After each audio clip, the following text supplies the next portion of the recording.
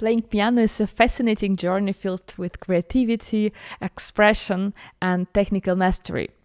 But while the music is powerful, our hands, our main tools, are fragile. And like the athletes risk to have an injury in their sports, some great pianists had to face significant hand problems.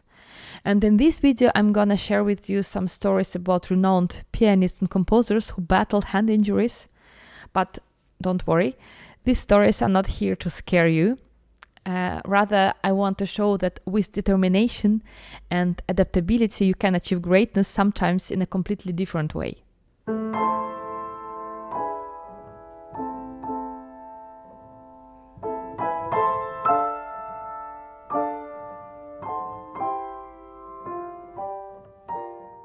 Let's start with Robert Schumann. We all know his wonderful compositions, but he was also a pianist, and Schumann's dream of becoming a great concert pianist were cut short after a hand injury. It's believed that he damaged his hand by over-practicing and using his finger stretching device.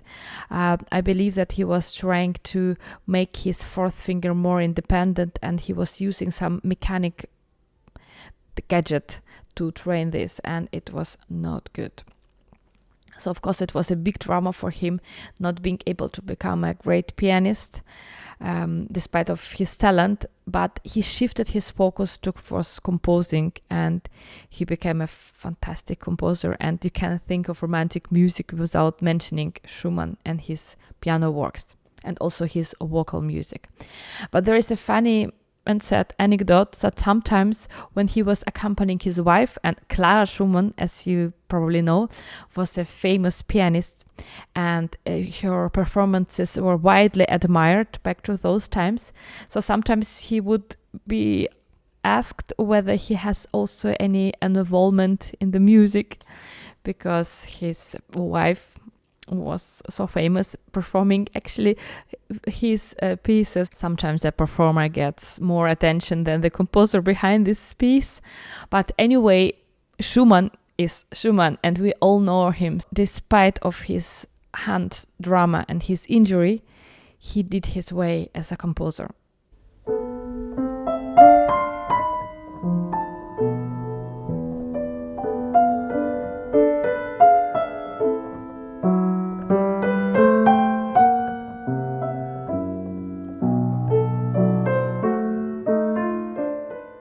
Next, we have Alexander Skriabin, a Russian composer who also faced severe hand problems.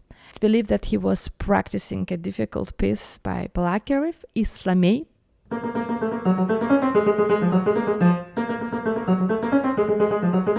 And because the practice was so intense, he severely injured his right hand, and he had to stop performing for a longer time.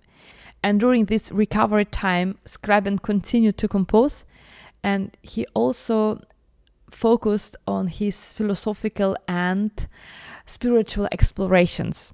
So Skriabin's experience is also a reminder that sometimes a pianist had to face physical difficulties, but despite this, he had found a way to develop and to continue his musical journey. And then there is a story about Paul Wittgenstein, who lost his right hand during the World War I. But instead of giving up on music, he commissions composers like Maurice Ravel to write pieces for the left hand only.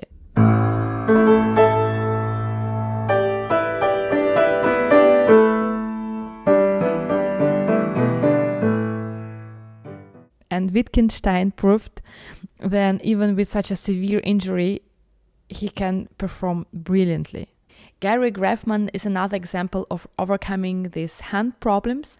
After his hand injury in 1970s, he shifted his focus toward the pieces for the left hand, and moreover, he became a very influential teacher, guiding such world pianists like Lang Lang and Yuja Wang. His career continued to flourish even in a new direction. Similarly, Leon Fleisher developed neurological conditions that limited the use of his right hand. He was diagnosed with focal dystonia in his right hand, so he focused more on teaching and conducting. But this story has a happy end because 1998, the medical advancements in form of some injections made it possible for him to regain almost the full use of his right hand. And this successful treatment made it possible for Fleisher to return on stage with a two-handed repertoire. So this was a triumphal return, and it broadened his repertoire and brought him back on stage. I think this is such an inspiring example of resilience and the power of modern medical treatment that help the pianists gain their health and continue their passion. At the end of our video, I would like to mention two other wonderful pianists. It's Misha Dichter and Michel Petrucciani. I hope I pronounce his name correctly. It was a French jazz pianist who suffered under, I have to look it up, osteogenesis imperfecta. It's also known as brittle bone disease. And he became one of most respected jazz pianists. So he made his name in piano world even with this disease. And another one, Misha Dichter, he had severe tendinitis, and this condition almost ended his career, but thankfully he found a therapy which helped him, so he could continue giving concerts. Today's video was filled with medical terms, but who knows, maybe we have doctors among us. Anyway, I wish all of us good health. May our hands stay strong and in the best shape for making music.